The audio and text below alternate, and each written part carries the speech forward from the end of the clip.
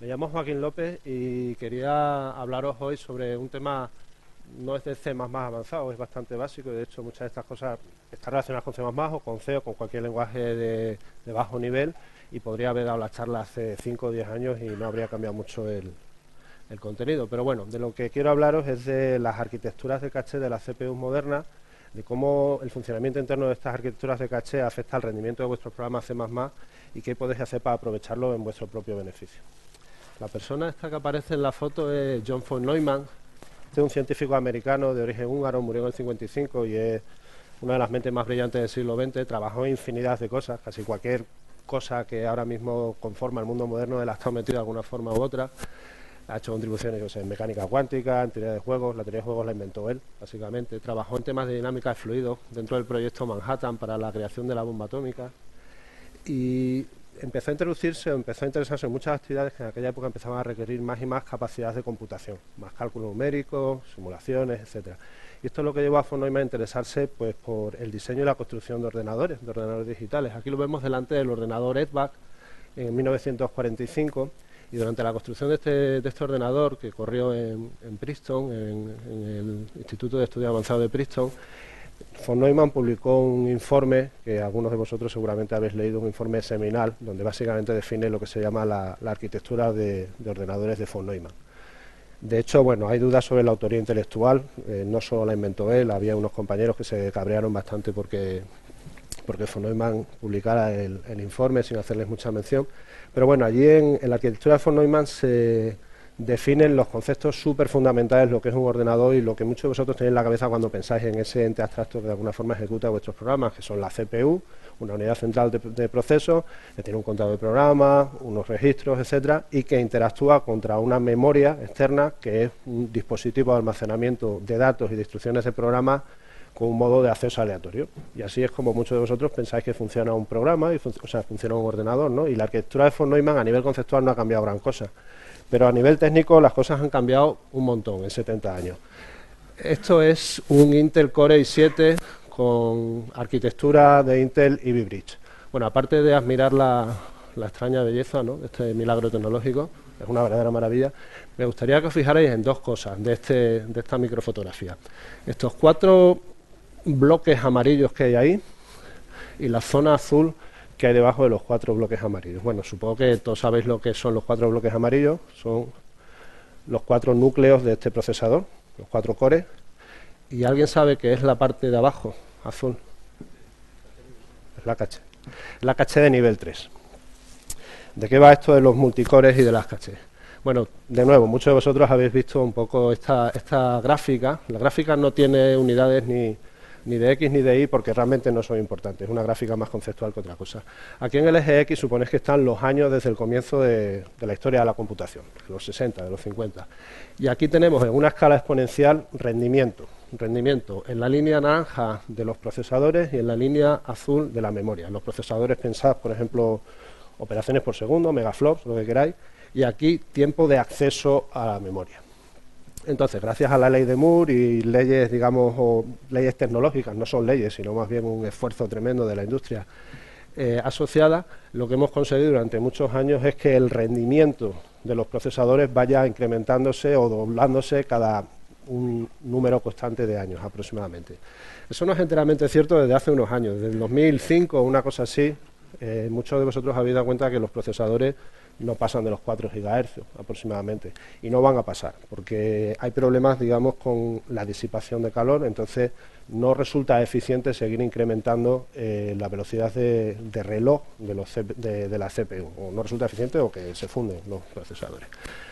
Para resolver este problema, porque sí que somos capaces de integrar cada vez más y más puertas lógicas por unidades de superficie, los ingenieros recurren a la incorporación de más núcleos por procesador.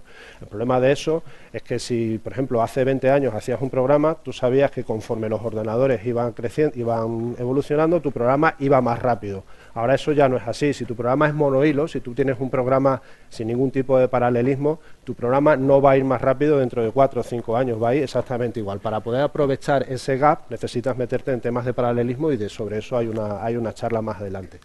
Donde me quiero centrar, y de lo que va la charla, es justo el gap de abajo.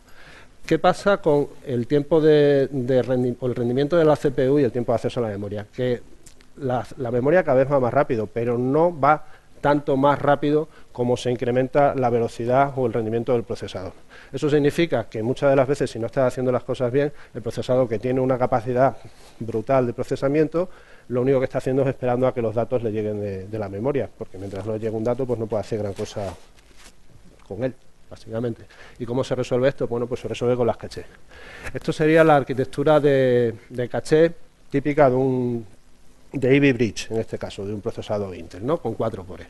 Sabéis más o menos cómo funciona. Cada core tiene primero una caché de nivel 1, que se llama, muy pequeña, de 32 kilobits. Estos números, bueno, no son los mismos en cada procesador, pero aproximadamente las dimensiones son estas, que es lo importante para lo que os quiero comentar ahora. Una caché muy pequeña y muy rápida, ahora veremos cuán rápida, de forma que si yo quiero ir a por un dato de memoria, lo primero que hago es buscar la caché. Si no está la caché de nivel 1, tengo la caché de nivel 2, que es algo más grande y algo más lenta. Si no está ni en caché 1 ni en caché 2, voy a la caché 3, que en muchas arquitecturas ya es una caché compartida entre todos los núcleos. También hay arquitecturas de 4 cachés y de lo que queráis, vamos. Y esta caché, al menos en los procesadores de vuestros portátiles, Intel, etcétera, es una caché compartida. Se comparte entre los cuatro cores. Y si finalmente un dato de memoria no está en ninguna de las cachés, pues el procesador ya va a la memoria externa, se lo trae, y conforme se lo está trayendo, bueno, pues lo deja ya almacenados o cacheados en los distintos niveles de caché. Esto funciona no a nivel de byte o a nivel de palabras, funciona a nivel de lo que se llama cache line o línea de caché. Cada vez que me traigo un dato, realmente lo que se trae son 64 bytes. En arquitectura Intel, en otras arquitecturas, el tamaño de la línea caché es distinto, pero bueno, siempre hay un tamaño de línea caché que está en el entorno de estas dimensiones, 64 bytes. Esto es importante, siempre que os traéis un dato de memoria se trae 64 bytes, siempre. Y esto se puede aprovechar en nuestro propio beneficio. Y aquí quiero enseñaros los tiempos de acceso de forma aproximada, o sea, son órdenes de magnitud, esto por supuesto cambia entre un procesador y otro, los tiempos de acceso a las distintas cachés. La caché de nivel 1 son 4 ciclos, básicamente es inmediato. Yo voy a por un dato, si está en caché 1, me viene inmediatamente y hago cosas con él. Si tengo que ir a caché 2, ya tarda 3 veces más, voy a caché 3, otras 3 veces más. Y si finalmente falla todo y me voy a la RAM, pues típicamente, o por lo menos en la arquitectura esta Ivy Bridge, de donde he sacado los números, tarda 237 ciclos, lo cual significa que la CPU está 237 ciclos esperando a que le llegue la memoria. Eso a veces te da que pensar. Muchas veces, si tú tienes una función que está precomputada en una tabla, a lo mejor resulta más sencillo calcular la función, calcular una raíz cuadrada, en vez de tener una tabla de raíces cuadradas, pues hay que calcular ese tipo de cosas, porque 200 ciclos da para hacer un montón de cosas. Una pequeña observación, es una nimiedad. El tiempo de acceso a la caché, por ejemplo, en el Ivy Bridge no es el mismo para algunos cores que para otros. Esto es una tontería, pero solo ¿por qué no? Porque los cores centrales están más cerca de cualquier posición de la caché de nivel 3 que los de los extremos. Entonces, la caché nivel 3 funciona un poquito más rápido para los cores. Así de comprometido va el tema de las cachés. Entonces, bueno, cuando hablamos de rendimiento, lo que tenemos que hacer siempre es medir, no fiarnos de nuestra intuición. Podemos tener un modelo mental de cómo están funcionando las cosas, luego medimos y resulta que nada de lo que pensábamos era cierto, entonces hay que medir y medir. Voy a presentar una serie de ejercicios que tengo ya compilados y con los resultados, aunque luego el código os lo voy a pasar para que juguéis con él si queréis, y sencillamente, bueno, tengo esta pequeña función para medir los tiempos de ejecución de una función objetivo. Lo único que me interesa destacar aquí es que la función, bueno, hace varias pruebas, saca la media y elimina los tiempos peores y los tiempos mayores, pues para quitar outliers. Eso en temas de caché, cuando estás midiendo caché, significa que las primeras ejecuciones, típicamente, como todos los datos están en memoria, tarda más. Entonces, esto típicamente está midiendo un poco en caliente, cuando las cachés están cebadas, digamos, ¿vale? Y el entorno de compilación que he usado no es el Intel Core i7, porque no tengo un Intel Core i7, sino este, que es un Sandy Bridge con 2 cores.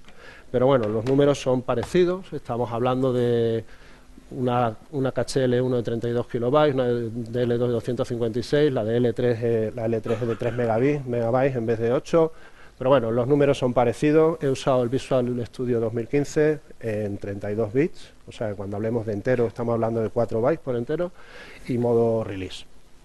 Y no hay mucho más. Todos los códigos, todos los programas los podéis ver luego y jugar con ellos si queréis. Y bueno, pues vamos a empezar con lo más sencillo, que es recorrer un contenedor, básicamente, procesar muchos elementos secuencialmente. Imaginaos que tengo un vector de enteros, con muchos enteros, miles, millones de enteros, y bueno, pues es una cosa, digamos, bastante común sobre que se puede hacer sobre ello, es sumarlo. En el primer caso tengo un vector, elementos de memoria contiguos. En el segundo tengo una lista. ¿Recordáis? Una lista doblemente enlazada. Básicamente cada nodo se compone del elemento, un byte, un puntero al siguiente nodo, otro byte, un puntero al nodo previo, otro byte. O sea, cada nodo tiene, palabras, 3 bytes, 3 palabras, 12 bytes. Y en este caso lo que estoy haciendo es que estoy insertando nodos a la lista conforme me los va dando el localizador de memoria, el malloc, digamos. Entonces, bueno, pues típicamente esos nodos van a estar más o menos juntos en memoria. El tercer caso es aún peor, porque cojo la lista y lo que hago es barajear un poco los nodos en memoria, de forma que no haya una gran correlación o no haya, de hecho, ninguna correlación entre nodos contiguos, ¿vale? Bueno, entonces todos sabéis que el primer caso va a ir más rápido que el segundo y más que el tercero, pero ¿cuánto más? Vamos a pensar, ¿quiénes pensáis que la lista va 2 veces más lento aproximadamente que el vector? 5 veces más lento. Entonces pensáis que va más lento, 10 veces más lento. ¿Quién piensa que va a ir 20 veces más lento? 50 veces más lento. Y Solo hilo, sí, es este programa, es este código. ¿Quién piensa que va a ir 100 veces más lento? Bueno, hay mucha gente que no tiene ni idea, que es una buena opción porque realmente lo que hay que hacer es medirlo, ¿no? Entonces vamos a medirlo. Aquí tenéis número de elementos en escala logarítmica, 10.000, 10.000, 100.000, 1 millón, 10 millones, y estos son los tiempos en microsegundos dividido por el número de elementos, tanto para el caso del vector y para el caso de la lista. Entonces, para decenas de miles de elementos, la lista va 20 veces más lento, para millones de elementos va 6 veces más lento. Estas jibas que estáis viendo aquí tiene que ver con cuáles son los niveles de caché que se están, digamos, desbordando en cada caso. O sea, todo esto va hasta caché de nivel L3 y ahí está ya empezando a traerse de memoria RAM. Pero esto no es todo, esto es la lista cuando no estoy puteándola, si me permitís la palabra, sino que no la tengo más o menos ordenada. Si barajeo los nodos, lo que tengo es esto. La lista para miles de elementos va 100 veces más lento, para millones de elementos va 200 veces más lento. Entonces, cuando os dicen la lista está muy bien porque tiene una inserción en tiempo constante frente a un vector que tiene una inserción en tiempo lineal, dice sí, pero lo que estoy pagando puede ser del orden de 100 veces si estoy haciendo las cosas muy mal. ¿Vale? O sea, que hay que medir un poco lo que hacemos. Aquí, ¿qué es lo que está pasando? Hay dos efectos en el tema de cómo funciona la caché, que son los que hacen que recorrer un vector sea la mejor idea casi siempre si quieres el rendimiento. Lo que se llama localidad y el tema del prefetching. Localidad es, de nuevo, cuando yo me traigo... Sí, tenéis una pregunta, comenta. El patrón de la lista. Sí. El código recorre la lista linealmente. Lo que pasa en el primer caso, yo estoy añadiendo los nodos al final. O sea, cuando creo la lista, voy pidiendo nodos y los voy metiendo al final. Entonces, típicamente, el localizador de memoria me va a dar memoria más o menos contigua. En el caso en que estoy barajeándolo, cada nodo no está correlado con el siguiente. Eso es un poco, sí. Cuando yo me traigo un dato, un entero, y hay 16 enteros en una línea de caché, en la arquitectura que estoy usando, me estoy trayendo también otros 15, eso se llama localidad, los datos están juntitos. Y el tema del prefetching significa que conforme yo voy haciendo la memoria, la CPU analiza eso e intenta estimar, adivinar dónde va a ser el siguiente acceso de memoria. Cuando estoy haciendo una cosa tan sencilla como un recorrido lineal de la memoria, conforme me voy acercando, la CPU pide la siguiente línea de caché antes de que yo lo haga. Eso es prefetching. ¿Cuál es el resultado? Que si tengo un vector, básicamente se lo estoy poniendo todo muy fácil a la CPU para que me vaya poniendo la memoria antes incluso de que yo la necesite. Y está todo en caché L1, súper caliente, accedo a ello, mejor imposible. Y el caso de la lista, pues funciona bastante peor. Y el caso del shuffle node, básicamente, la CPU no tiene ni idea de a dónde va a acceder la próxima vez. Entonces, pensad, cuando tengáis una estructura de datos y un puntero, muchas veces un puntero significa un error de caché, significa que vais a tener que ir a memoria externa. Tiene su coste. Otro tema, por ejemplo, vamos a hacer un ejercicio de recorrer una matriz bidimensional. Estoy usando Bus Multiarray, no tenéis que saber nada sobre Bus Multiarray, es una matriz bidimensional y quiero sumar los elementos. En un caso estoy haciendo un orden de fila y columna, primero voy por la fila y para cada fila recorro todas las columnas, y en el otro sencillamente hago el switching entre columna y fila. Bueno, todos sabéis que uno de los dos va a ir más rápido que el otro, cuanto más, etcétera, vamos a analizarlo. ¿Alguna duda de esto? ¿Se entiende? Vale. El compilador no hace de la suya. De hecho, cuando estuve haciendo estos ejercicios, tuve algún problema y me estaban dando resultados equivalentes, yo estaba tan contento, no vi el código ensamblador, lo cual es un fallo, y asumí que el ordenador era listo y estaba reordenándome.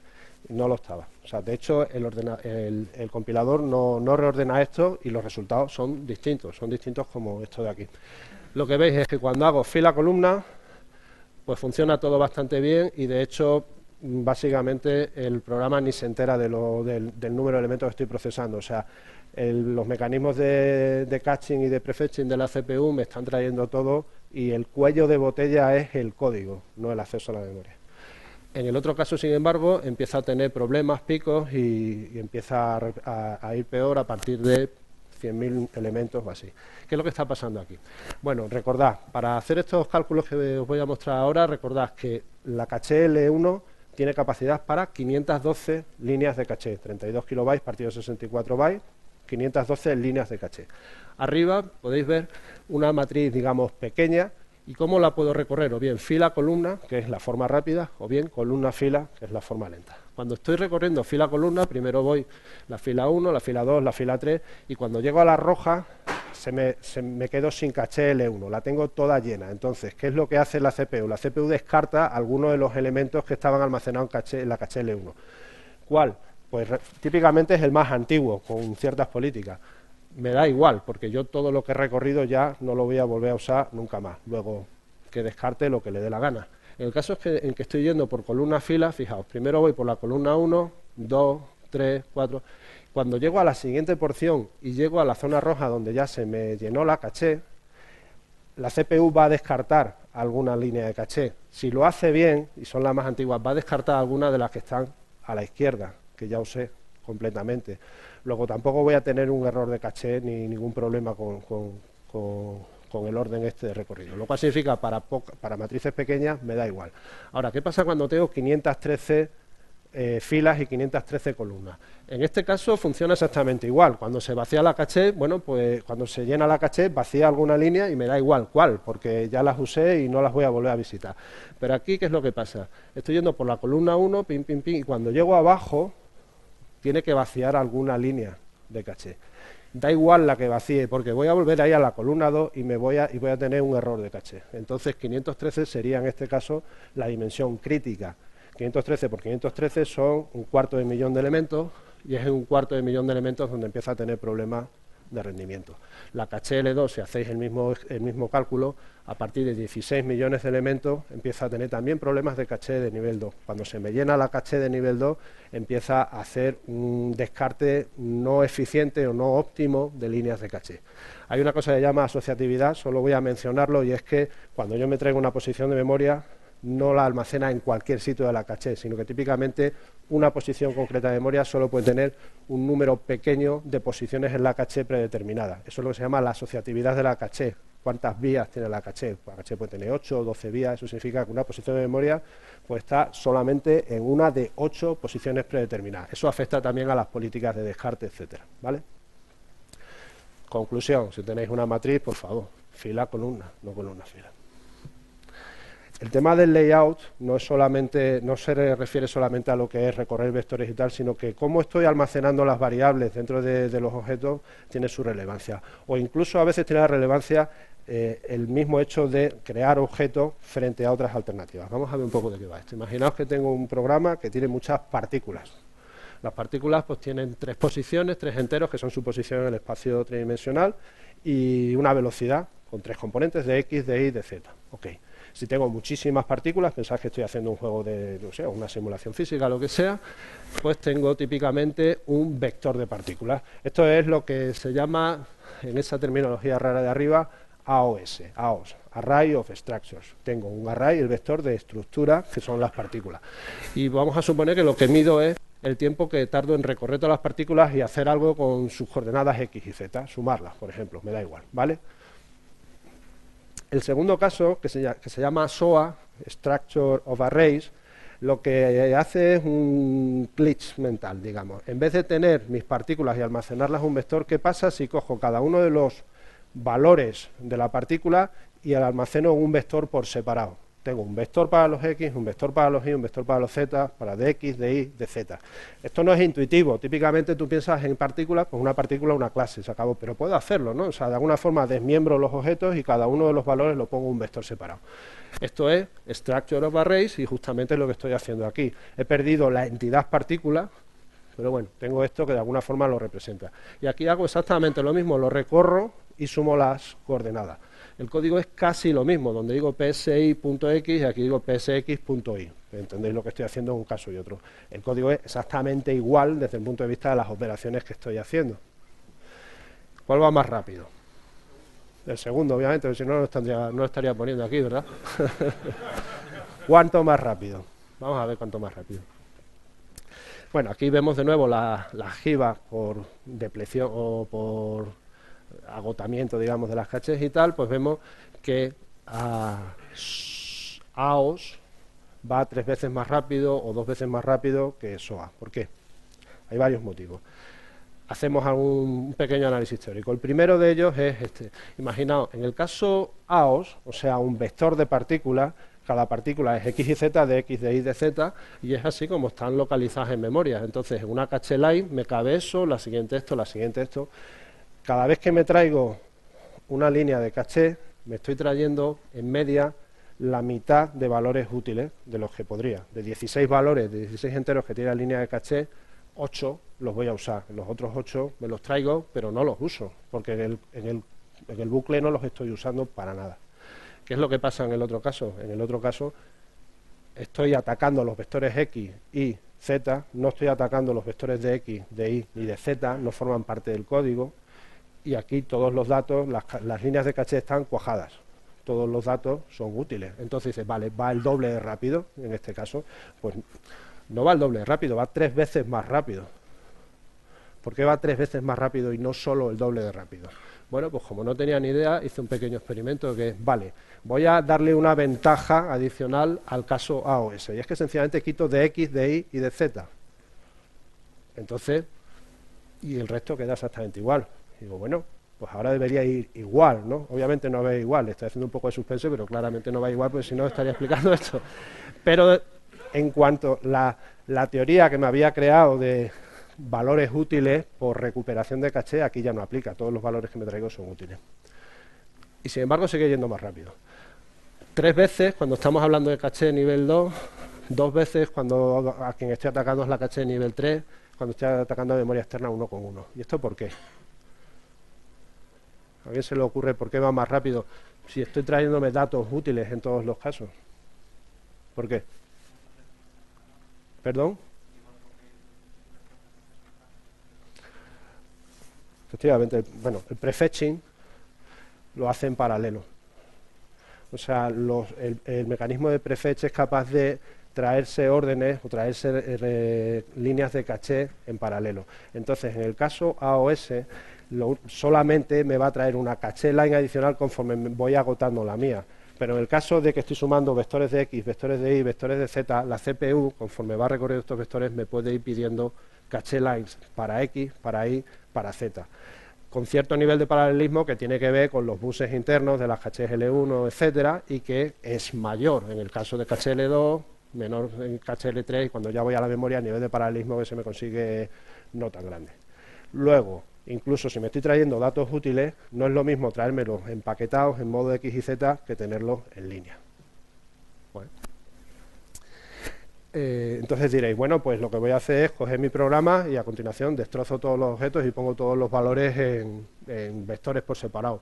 Bueno, pues quizás haya que hacerlo, pero no siempre funciona igual de bien y, por supuesto, no es tan legible. Aquí estoy haciendo un pequeño experimento que, de nuevo, con una estructura AOS y una estructura SOA, lo que hago es sumar elementos X y Z, pero estoy accediendo a ellos aleatoriamente, no estoy haciendo un acceso secuencial, de forma que el tema ya del prefetching ya no va a funcionar. ¿Cuál funciona mejor, AOS o SOA? Yo sinceramente no sabría decirlo, así para empezar, pues, no sé. Pues funciona mejor AOS, el Array of Structures, o sea, el vector de partículas, el enfoque obvio, el enfoque clásico. ¿Por qué funciona mejor?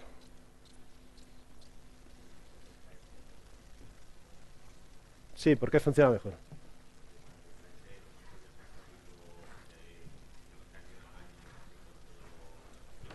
Claro, porque un acceso a memoria me trae en la cache line ya todos los datos que necesito. O sea, hay localidad de referencia. Aquí prima la localidad de referencia. No mucho, si fijáis, pero bueno, suficiente como para que con cierto número de elementos se note. No tenéis por qué tener una intuición previa sobre qué va a suceder, lo que tenéis que medir y tener una idea de cómo podéis interpretar luego lo que está sucediendo. ¿Ok? Ay, perdón. Otra cosa, este ejercicio lo he puesto porque se suele mencionar mucho, yo pienso que en la práctica no os lo vais a encontrar nunca, pero bueno, supongamos que tengo un vector y lo quiero sumar, pero como estoy en una máquina multicore, lo quiero sumar en paralelo para usar todos los cores. Entonces, en vez de hacer un recorrido lineal, lo que hago es que lanzo 4 threads, a cada thread le doy un cuarto del vector, los suma. Fijaos que el thread, el código que pone auto th, le estoy pasando también un puntero a una posición de memoria y el thread lo que hace es utilizar esa posición de memoria para ir acumulando la suma. ¿De acuerdo? Cuando he terminado, aquí donde pone return px, pi, pz, pw, cuando he terminado con todos los threads, cojo lo que han dejado en esas posiciones de memoria, lo sumo y echo la suma. ¿Vale? La única diferencia, estoy midiendo solamente un efecto. En el primer caso, le estoy pasando para los acumuladores parciales, los acumuladores a los que se dedica el thread 1, 2, 3 y 4, 4 posiciones de memoria que son contiguas. Y aquí estoy pasándole 4 posiciones de memoria que están separadas. Y podéis pensar, bueno, pues da un poco igual, ¿no? O sea, que cada uno está manejando su posición de memoria. Bueno, de nuevo, no da igual porque para eso estoy incluyéndolo en el ejercicio. Aquí es lo que sale cuando mido posiciones, acumuladores, digamos, cercanos y acumuladores lejanos. Y funciona los acumuladores lejanos, cuando las posiciones que están usando los threads están lejos, funciona 2 veces mejor. Bueno, si os estáis preguntando por qué viene así esta curva como en plan exponencial, esto es porque lanzar 4 threads vale mucho, cuesta mucho. Entonces, tú tienes un coste fijo que vas amortizando conforme el número de elementos es mayor.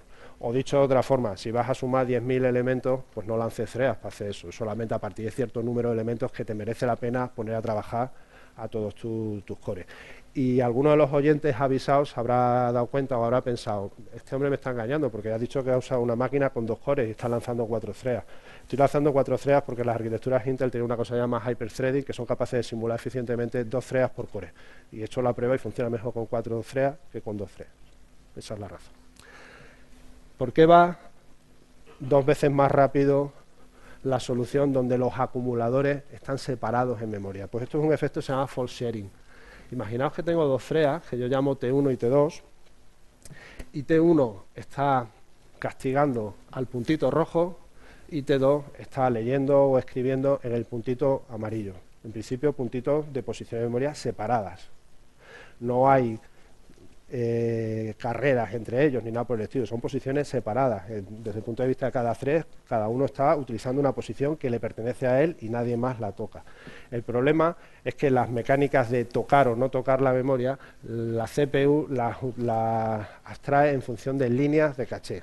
Cuando L1 toca el punto rojo, todo el sistema de caché asume que la línea entera está sucia, entonces tiene que de alguna forma invalidar el resto de almacenamiento de la línea de caché en el resto de las cachés de todos los cores. Y esto funciona a nivel de línea de caché, no a nivel de posición. Entonces es un efecto de fault sharing, porque están compartiendo de alguna forma la memoria, aunque realmente están yendo a posiciones distintas. Cuando los elementos están separados, están en líneas de caché distintas, pues nada de esto sucede, porque bueno, tú ensucias la línea de caché, pero nadie más la tiene almacenada en otro lado, ¿vale? Esto del false sharing a mí me parece un ejercicio un poco artificial. Para empezar, el código es super lame porque lo que tienes que hacer es tener una variable local para hacer la suma y luego utilizar la posición de memoria externa al final, ¿de acuerdo? Pero bueno, es que si no el efecto no sale. Sí, una pregunta tuya. ¿Perdón? No, escribiendo. Pero cuando lo escribe, la lectura ya también tiene que traérsela de memoria. Las políticas de lectura y escritura y cómo funcionan tampoco las tengo súper claras. Entiendo que es complejo y que depende de cada arquitectura, pero vamos, la idea básica es que el momento en que tú escribes, el resto eventualmente van a tener que recargar. Lo que estaba comentando, o sea, lo que tenéis que hacer básicamente si tenéis threads, pues es utilizar la memoria externa lo menos posible, tener variables locales y utilizar la memoria externa para comunicar datos. De hecho, si queréis hacer paralelismo, lo que tenéis que hacer es olvidaros de lanzar threads y tal y utilizar abstracciones de paralelismo que resuelvan todo esto y se va a hablar más adelante sobre el asunto, ¿no? O sea, yo creo que lanzar threads es siempre una receta para el desastre y lo digo porque he trabajado, hace mucho tiempo trabajaba en eso, me encantaba lanzar threads y luego no había forma de funcionar. El tema del branch prediction no está relacionado con las cachés, pero es una de las cosas que también afecta muchísimo el rendimiento. No sé cómo traducir branch prediction, predicción de bifurcación o algo así, branch prediction. Bueno, suponed que tengo un vector de enteros. Entonces, en el primer caso estoy recorriendo el vector entero y sumando aquellos valores que son mayores que 128. Vale, fácil. En el segundo caso estoy haciendo lo mismo, pero da la casualidad, por la razón que sea, de que mis elementos están previamente ordenados.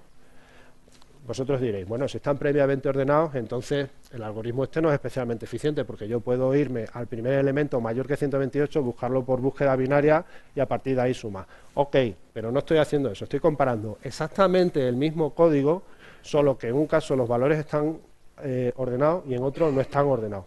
Entonces, de nuevo, la intuición, 10 minutos me quedan, muy bien. La intuición me dice, el código es exactamente igual. La memoria está almacenada exactamente igual. Todo es exactamente igual, excepto que los valores que hay, pues en algunos casos están ordenados y en otros, luego mi conclusión, va a ejecutar exactamente igual. Pues no. Cuando tengo los valores ordenados, ejecuta 6 veces más rápido. ¿Por qué? Pues esto es por el branch prediction. Imaginaos que yo soy una CPU. De alguna forma podríamos decir somos CPUs complejas. Bueno, seguramente no. Cuando yo me traigo una instrucción, hay un montón de cosas que hacer con la instrucción. Tengo que ver el código, ver una tabla, hacer la microprogramación de la instrucción. Hay una serie de stages que la CPU dedica a la compleción de una instrucción de código máquina, de sumar dos valores y meterlos en un acumulador, pongamos, ¿de acuerdo? Eso es lo que se llama stages, ¿vale?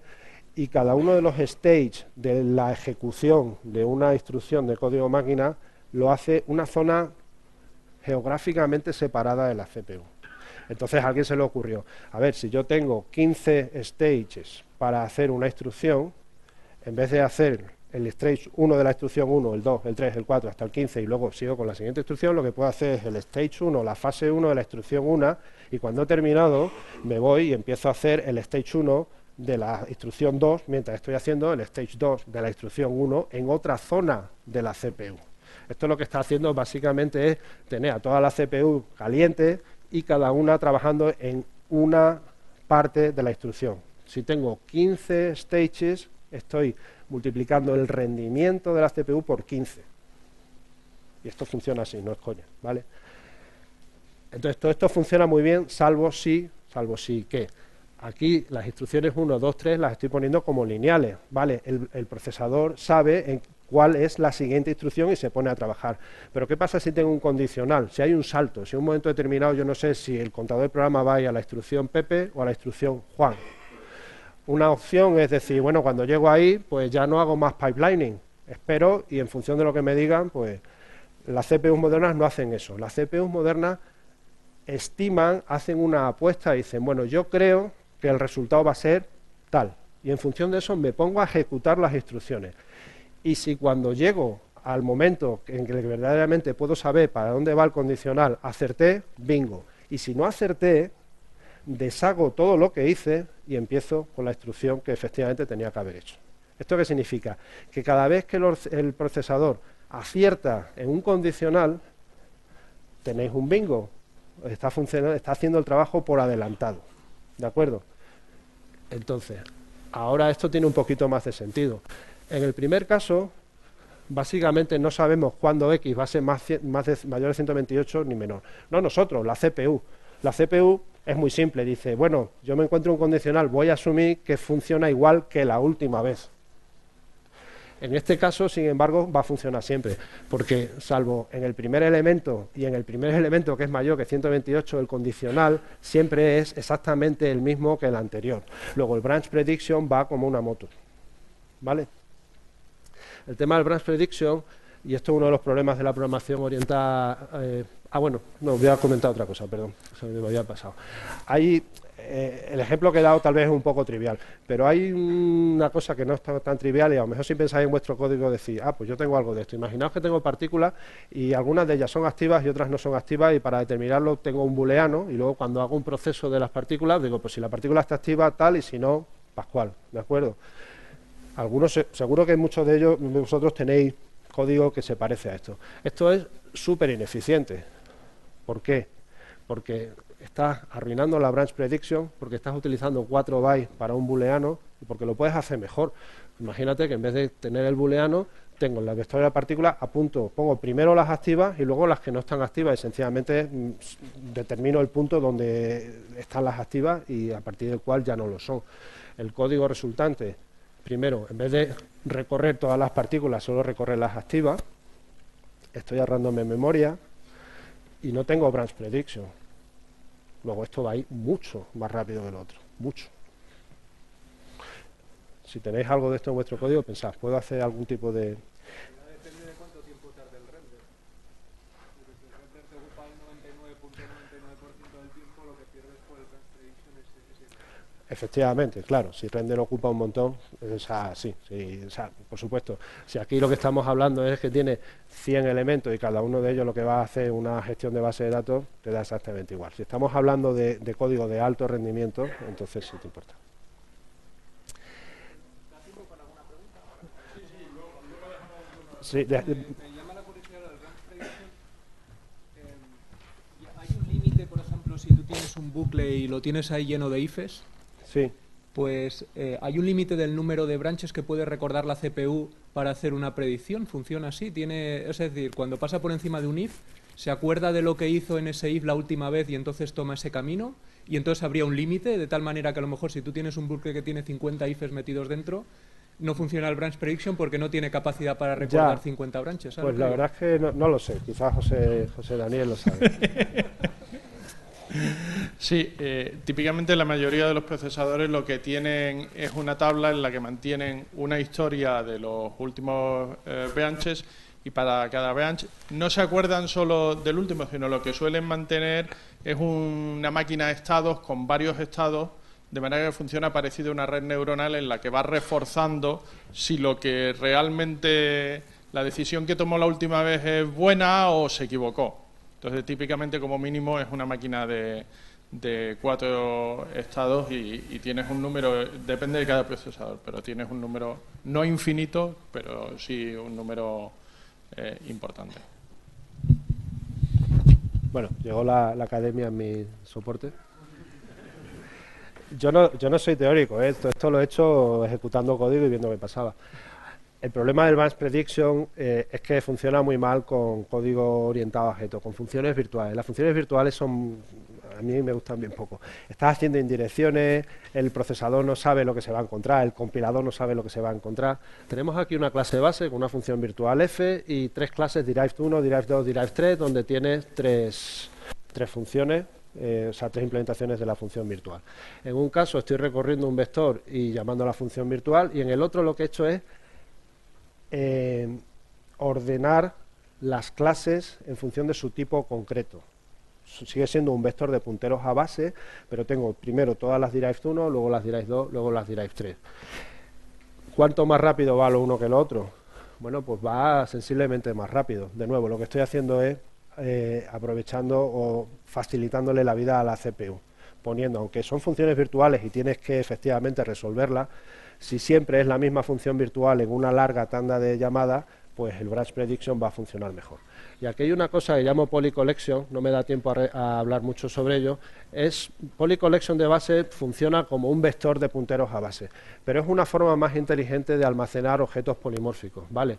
Sería como esto. Aquí tenéis un vector de punteros a base, seguro que tenéis muchos vosotros, cuando hacéis orientación a objetos, pues siempre tenéis contenedores de punteros al objeto, y aquí pues cada uno de los punteros pues apunta a una clase concreta que puede estar o bien desordenada o bien, si habéis hecho la ordenación para que sea más eficiente, pues primero todas las de 1, luego las de 2 y luego las de 3. Una forma más eficiente aún de hacerlo sería tener sencillamente n contenedores, n vectores para cada una de las clases concretas. Esto es el layout de lo que llamo polycollection.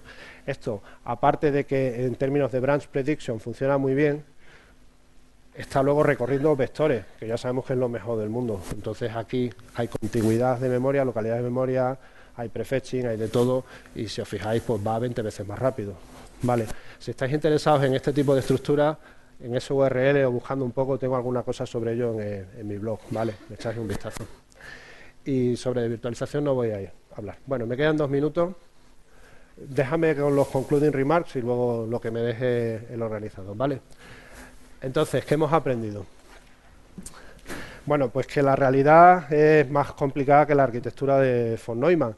Si queréis ignorar la realidad, pues up to you. Si lo que queréis es realmente tener máximo rendimiento, tenéis que entender qué es lo que está pasando dentro de la máquina. No es especialmente complejo, pero tampoco es especialmente simple, ¿de acuerdo? No, algunos de vosotros diréis, bueno, a mí no me interesa el rendimiento, porque a mí me da igual, estoy haciendo una aplicación de usuario final, me da igual que algo tarde 1 milisegundo que 20, que 100 milisegundos, me da igual. Bueno, sí o no, porque el rendimiento muchas veces se traduce en energía, ¿vale? Si estáis haciendo una aplicación para un dispositivo móvil, a lo mejor os da igual que determinada operación se haga en 1 milisegundo o en 20 milisegundos, pero lo que se hace en 1 milisegundo gasta menos energía, la batería le va a durar más. Si estáis en el mundo del backend, entonces la energía también es una preocupación bastante importante. Sabéis que los centros de cálculo gastan más energía en refrigerar las máquinas que las máquinas mismas en hacer computación. Sabéis que la temperatura del planeta está aumentando, hay un cambio climático. Entonces, si os preocupa el planeta, aprendéis un poco. Si no os preocupa el planeta, podéis programar en Java, donde...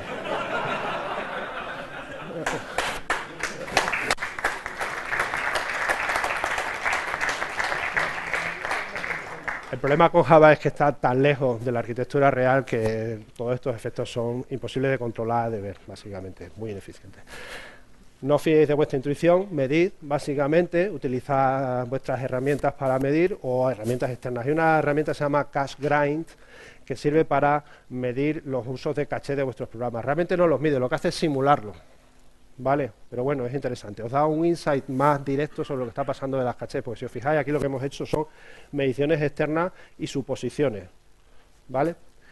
De nuevo, si tengo que elegir una estructura de datos, un vector.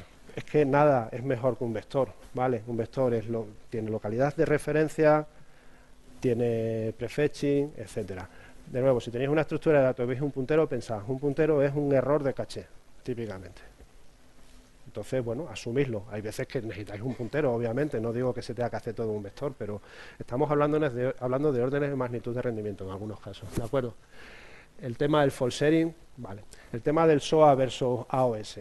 Esto llevo yo algunos meses investigando o curioseando, mejor dicho, sobre esto y la verdad es que es asombroso lo que se puede hacer. Si estáis interesados en el tema de SOA y en general en rendimiento, digamos, extremo, la gente, en concreto la comunidad de desarrollo de juegos, lleva algunos años promoviendo un paradigma de programación que llaman Data Oriented Design, que tiene que ver no solamente con el tema de SOA, pero sí está muy relacionado con eso. Es darle un poco la vuelta a la forma en que pensáis la organización, el diseño de vuestras aplicaciones para primar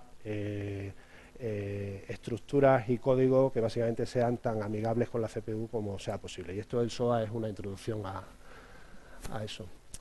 Y poco más. He puesto todo el código y los resultados en esta dirección. También pondré la presentación, aunque entiendo la presentación también se va a poner en algún otro portal. Si echarle un vistazo, jugad con el código. Si tenéis cualquier pregunta, estoy aquí en esa dirección, y si tenéis ahora alguna duda, pues por supuesto encantado de intentar contestarla, por lo menos. Vamos a empezar por aquí abajo y voy pasando. Bueno, yo te voy a hacer una pregunta. Bueno, la primera cosa que voy a decir es que yo programo en Java. Pero programo te preocupa en Planeta. aquello en lo que me pagan, pero no tiene nada que ver con esto. Como sé que os gusta meter mucha caña a Java, yo voy a meter un poquito de caña hoy a C++. Vale, perdona por la broma. No. Pero no desde el punto de vista de Java, sino porque yo he programado C++ durante muchos años. Entonces, yo el año pasado, incluso cuando asistí a esta charla, yo estuve viendo las charlas de Mike Acton, la de Data Oriented Design. Muy buena. Y justo precisamente vienen muchísimas críticas a C++ por parte de la comunidad del mundo de los videojuegos. Desde el punto de vista, por ejemplo, Jonathan Blow, que es un conocido desarrollador de videojuegos, y está creando su propio lenguaje porque no le gusta nada C++. Entonces quería saber si estáis al día de estos temas, bueno, ¿qué opináis? José Daniel. Sí. Perdona por... No, en absoluto. Podéis hablar horas, pero no voy a hablar. El día 4 de diciembre tenemos en el Google Campus un meetup de C++ y la comunidad de videojuegos donde vamos a tratar estos temas. Habrá varias personas que desarrollan videojuegos y yo, que soy de la época del Spectrum, que realmente, como comprenderéis, no soy un experto en videojuegos, lo que sí que voy a contar es qué estamos haciendo. Hace un año en la DevCon constituimos una alianza con varias empresas de videojuegos y tenemos un grupo de estudio en el que estamos estudiando un montón de modificaciones al lenguaje para hacernos amigos de los videojuegos.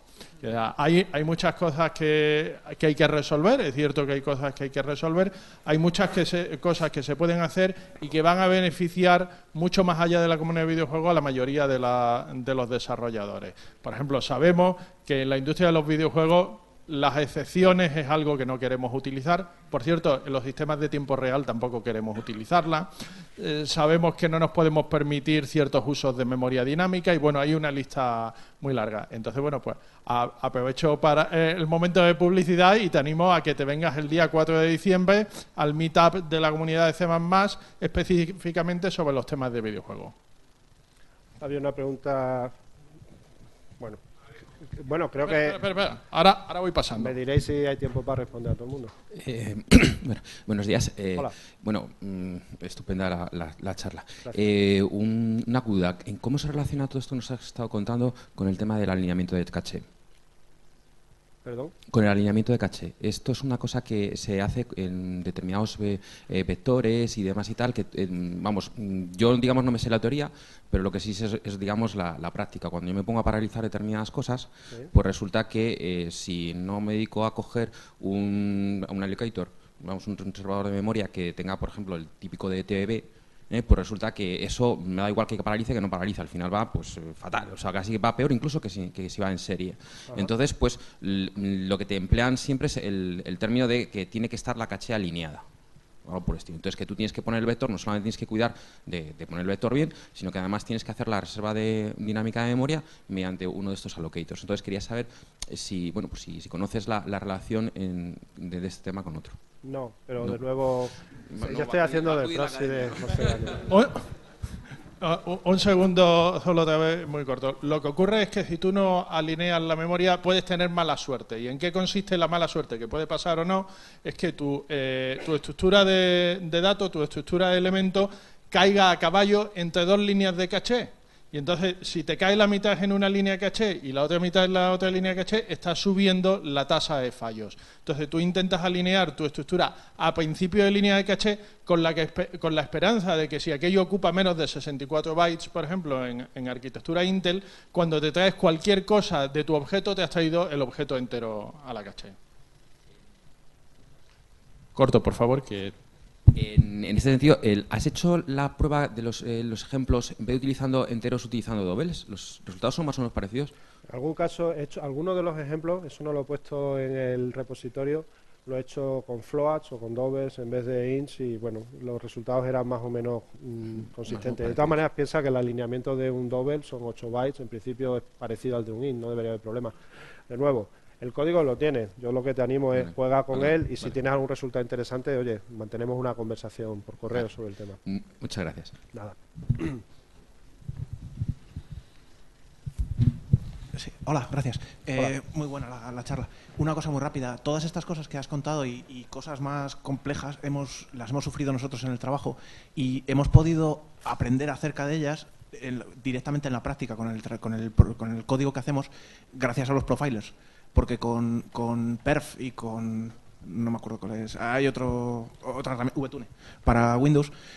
Y Perf en Linux, tú puedes pedirle al procesador que te suelte información desproporcionada sobre dónde está teniendo fallos de caché, de alineamiento, de predicción de saltos, de código. Todas estas cosas, por ejemplo, las hemos sufrido también en el código cuando tienes punteros a funciones virtuales Sí.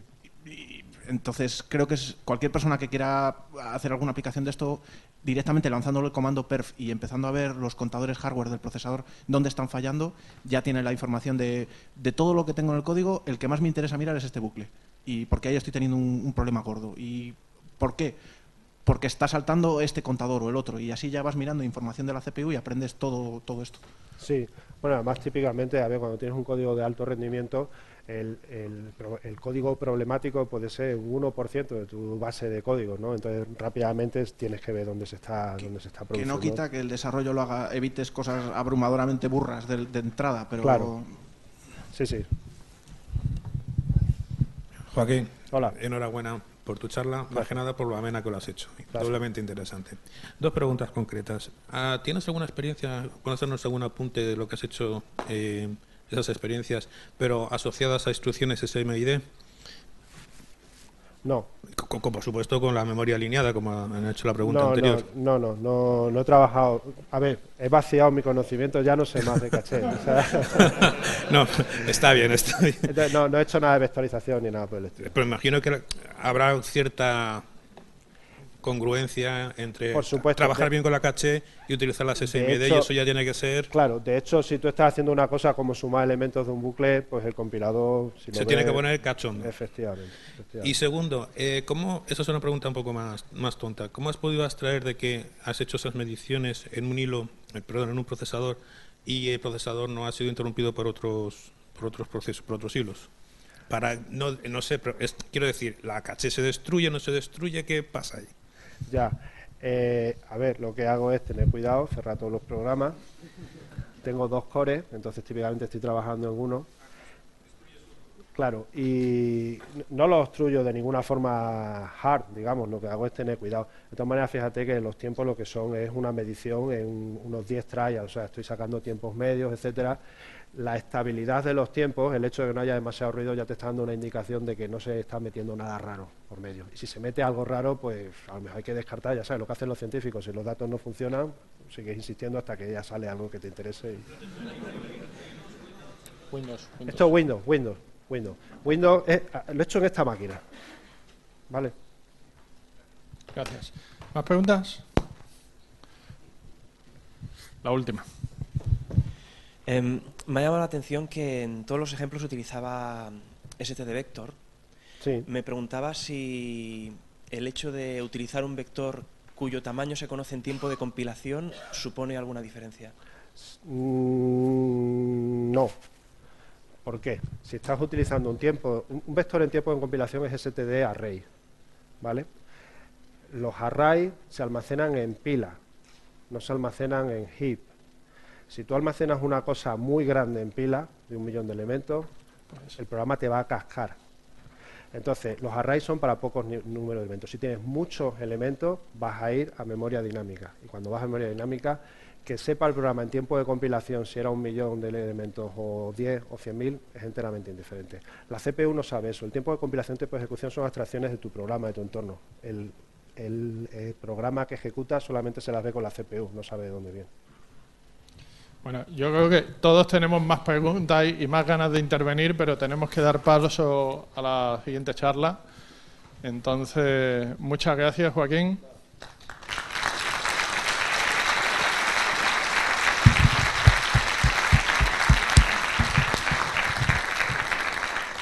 Y bueno, seguro que ya le asaltaréis luego en el descanso. Ahora nuestro siguiente ponente... Ahí abajo, ahí pones el pen. Nuestro siguiente ponente es Jesús Mejía. Jesús es director de desarrollo, jefe de desarrollo, nunca sé cómo decirlo, de la empresa Tecnobit, que es una empresa que probablemente conozcáis, que se dedica al sector aeroespacial y de defensa. Y entonces la verdad es que nos va a contar algo totalmente distinto, porque en vez de hablarnos de la última línea de código, de la última optimización, nos va a contar cómo tienen ellos organizado el proceso de desarrollo de software y qué cosas hacen, qué tipo de herramientas utilizan, y yo creo que también es algo bastante interesante. Antes de darle paso, una interrupción de un segundo, y es que había anunciado en algún momento que la empresa JetBrains nos ha dado unas cuantas licencias para regalar y se nos ocurrió hacer un sorteo del que hemos excluido al personal de esta universidad y a los estudiantes de cualquier universidad. A los estudiantes no es que tengamos nada contra ellos, es simplemente que la empresa da licencia gratuita a cualquier estudiante. Entonces, bueno, pues la mejor manera de aprovecharlo es sortearla entre el resto. Por no andar cambiando de proyector ni nada,